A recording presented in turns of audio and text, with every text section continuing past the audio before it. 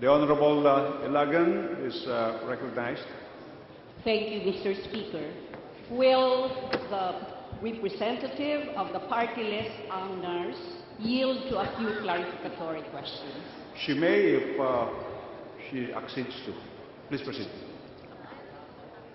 Mr. Speaker, honorable colleague, may I congratulate our neophyte representative from NARS for a very comprehensive, privileged speech covering the health system and the problems of nurses in our country today.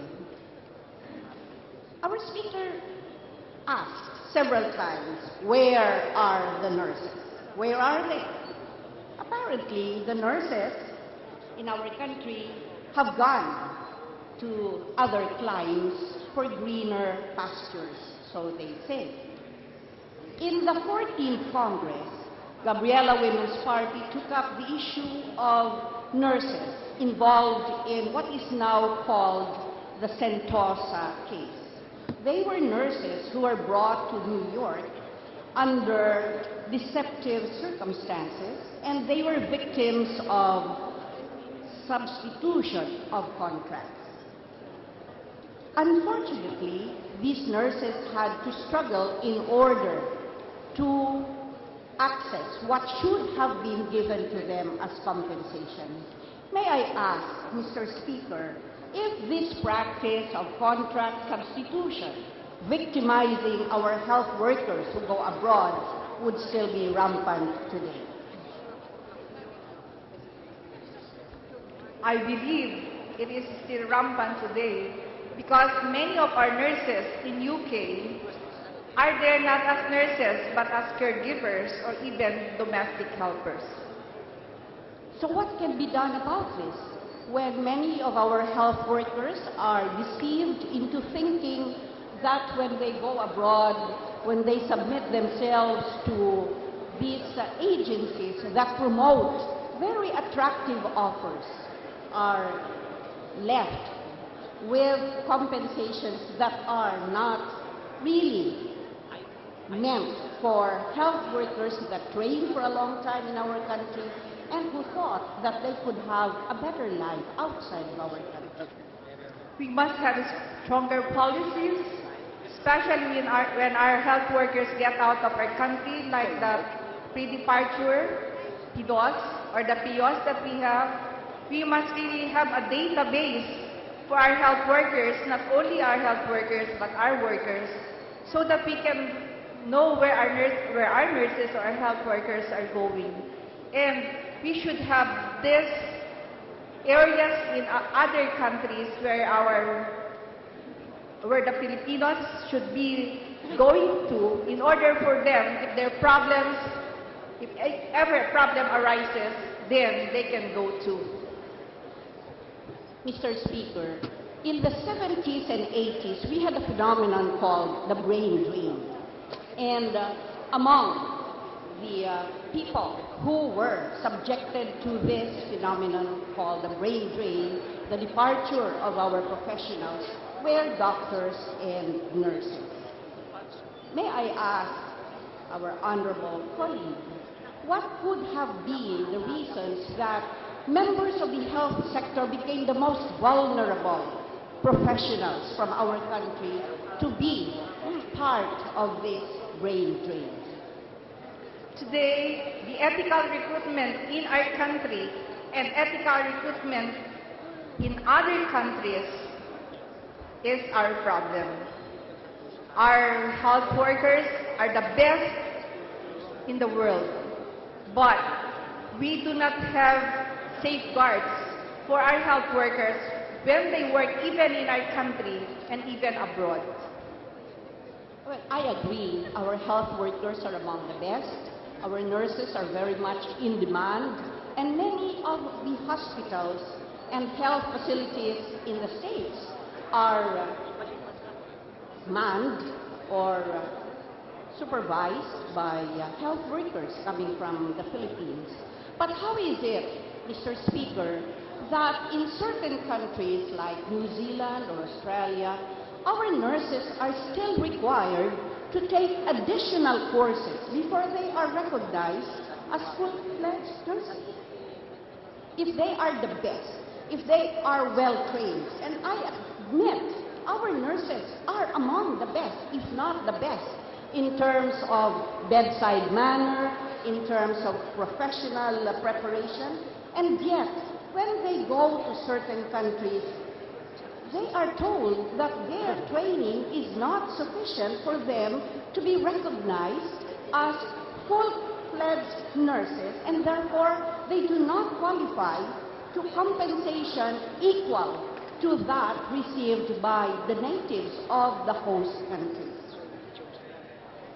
The problem is that we really need ethical recruitment procedures that are practiced in our country, so that these countries like New Zealand, who will ask for trainings and other added add-ons from our nurses, should know that our country is protecting the health workforce.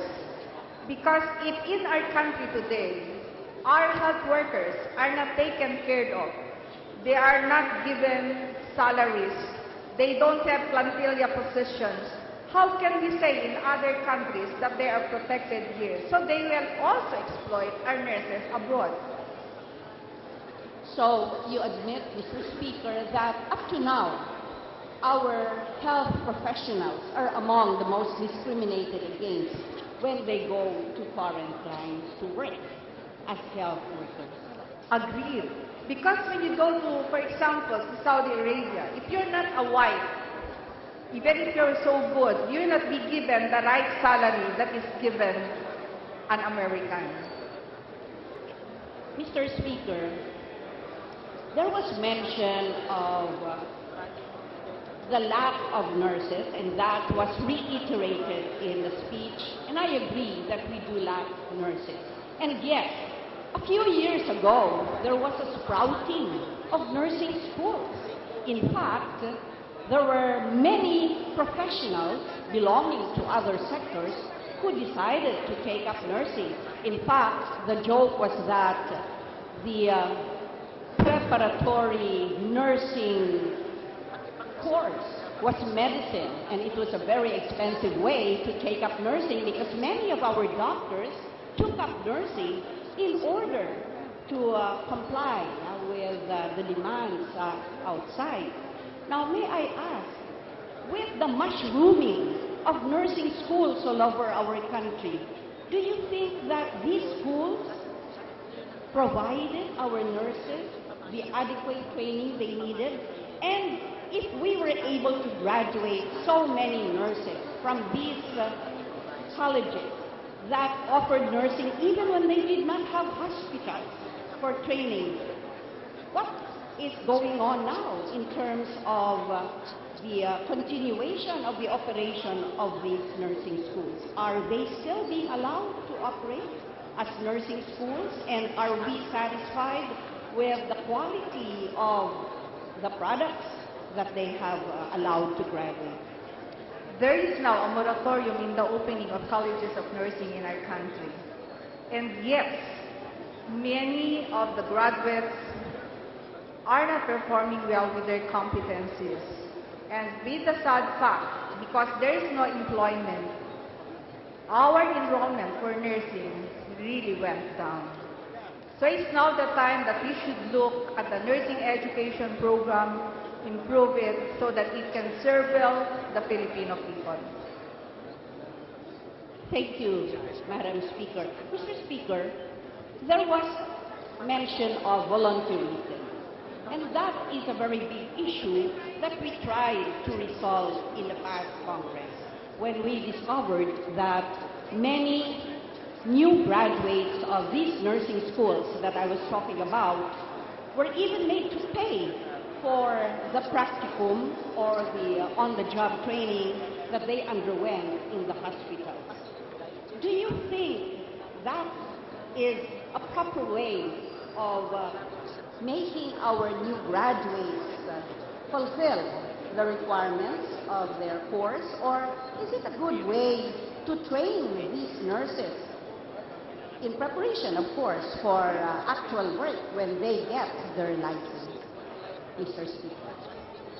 In our law, the Nursing Act of 2002, it says there, when you pass the board exam, then you are already a registered nurse and you are qualified to practice as a staff nurse with all the competencies that you have passed. So it is not right that our nurses will have false volunteerism, false trainings, wherein these institutions, they earn from our nurses and at the same time they save. You know, my dear colleague, today the nurses are the modern day slaves. It's better for the kasambahay that they have salaries, but nurses are not given the right salaries today.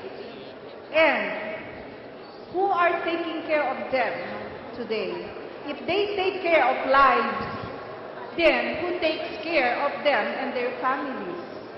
So it's really a sad fact that our nurses today are being treated below what should be given them, especially that they are the people who are in the hospitals. We believe that a hospital cannot survive without a nurse, and it is the nurse who is there 24 hours. I agree, Mr. Speaker, that nurses are very important personnel in our health sector because without nurses, how can we allow our families to enjoy the benefits of health care in hospitals where our speaker mentioned there is creeping privatization. Privatization was mentioned as a development that is happening in our health sector. May I ask, Mr. Speaker, what would be the impact on the poor or even the middle class families that would like to access affordable health care when we are made to experience the effects of privatization in many aspects of our health sector? If 60% of our Filipinos die without seeing a nurse or a doctor, then it's a malady. Especially today, if our hospitals will be privatized and they will not be giving usually what the poor will be asking for. For example, can they go to the hospital as poor people if it's already privatized? Can they be given the services that they need? You know, I have one story. There was a doctor. I have this person who went to a hospital, to a government hospital. And he wanted to stay longer because he's still sick. But the hospital needs to get him out. You know what the doctor said? Kung gusto mo makapasok ulit, pasabugin mo yung pantog mo, matatanggap ka ulit dito. It really is heartening that the Filipino people cannot get the services they need, which is their right. It's a human right. Health is a human right in our Constitution, and we should give it to them. And we should do something about it in order for the poor Filipinos to have the help that they need, kalusugan para sa bayan. Mr. Speaker, I agree with the representative from NARS that health is a basic right. Health is the right of every Filipino, and it is government's responsibility to provide the services that we need to be able to access. Just a final question, Mr. Speaker. In relation to the inability of our kababayans to go to hospitals to access affordable, effective health care, what is the opinion of the NARS representative regarding a policy that is now being implemented, and that is the no home birthing policy? In the past, we had a lot of mothers who were able to safely deliver their children at home in the company of their families, where families were around, families who could help them during this very critical time of their reproductive health functions. And yet now, we have a no home birthing policy. May I just know from the party list representative what her opinion is regarding this practice of not allowing mothers to give birth in their homes? Because today, the maternal mortality rate is 221 per 100,000 live births. The MPG calls for 51 maternal mortality rate for every 100,000. So you can see the MPG is 2015 and today is 2013. We really need to look at this because if mothers who are giving birth are still dying, then we should do something for this. We should promote promotion of health and prevention of illness. And for those birthing centers that you're saying, we must see to it that the health workers who are there are capable and they have the competencies that they need in order for us to improve the maternal mortality rate of our mothers. Thank you, and that is a very good response in the sense that there is an admission that our health centers are not provided with the health personnel that many of our poor constituents could be able to avail of. There is an admission that we have forgotten the training that we provided to many of our midwives and other health workers before, and that there is therefore a big necessity that we take a look at the services provided on the ground, meaning what's happening to our health centers in the rural areas. Are they provided with people who can serve the poor? Are they provided with health or medical supplies that can be availed of by those who cannot afford to go to tertiary health centers? And most of all, we admit, the Speaker admits, health is a right, and that we should do our best to prevent more maternal deaths happening in our country today. Thank you, Mr. Speaker, and once again, I commend the representative of NARS for a very comprehensive presentation of the health situation in our country.